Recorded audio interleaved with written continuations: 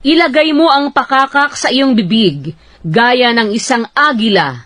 Dumarating siya laban sa bahay ng Panginoon, sapagkat kanilang sinuway ang aking tipan, at nagsisalangsang laban sa aking kautusan.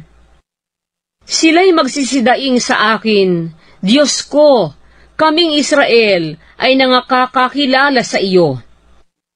Itinakwil ng Israel ang mabuti, hahabulin siya ng kaaway.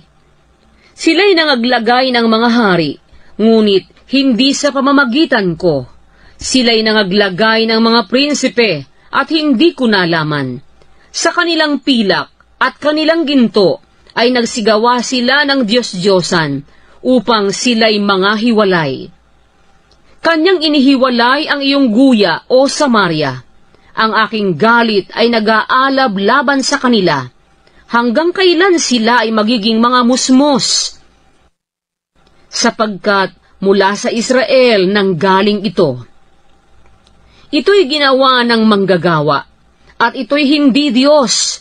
Oo, ang guya ng Samaria ay magkakaputol-putol. Sapagkat sila'y nangagsasabog ng hangin, at sila'y magsisiani ng ipo-ipo. Siya'y walang nakatayong trigo, ang uhay ay hindi maglalaman ng harina, at kung maglaman ay lalamunin ng mga taga-ibang lupa. Ang Israel ay nalamon. Ngayon nasa gitna siya ng mga bansa na parang sisidlang hindi kinalulugdan. Sapagkat sila'y nagsiahon sa Assyria na parang isang mailap na asno na nag-iisa. Ang Ephraim ay umupa ng mga mangingibig. Oo, bagaman sila'y umuupa sa gitna ng mga bansa, akin nga silang pipisanin ngayon. At sila'y magtitigil na kaunting panahon ng pagpapahid ng langis sa hari at mga prinsipe. Sapagkat ang Ephraim ay nagparami ng mga dambana upang magkasala. Ang mga dambana ay naging sa kanyang ipagkakasala.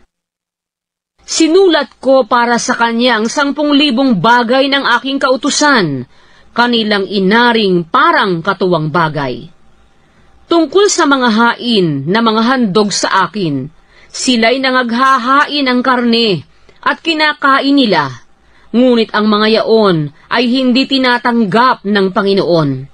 Ngayoy aalalahanin niya ang kanilang kasamaan at dadalawin ang kanilang mga kasalanan. Sila'y mga babalik sa Ehipto.